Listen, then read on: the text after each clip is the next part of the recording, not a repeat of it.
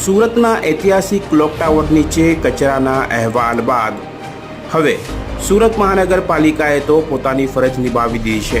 આપ આ પહેલાના વિડીયોમાં જોઈ શકો છો, ક્લોક ટાવરના નીચે ઘણો કચરો હતો।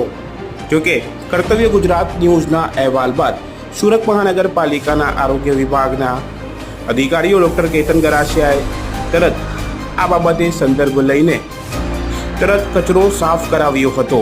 પણ હવે જવાબદારી આસપાસના લોકોની અને એ કચરો નાખી જતા લોકોની છે કે જે પોતાના સ્વચ્છ સુરત શહેરને સ્વચ્છ રાખવામાં સુરત મહાનગરપાલિકાને સાથ સહયોગ આપે, એટલે તો પછી દંડકીય કાર્યવાહી માટે તૈયાર રહેવું પડશે, એવું સુરત મહાનગરપાલિકાના સૂત્રોથી જાણવા મળ્યું છે।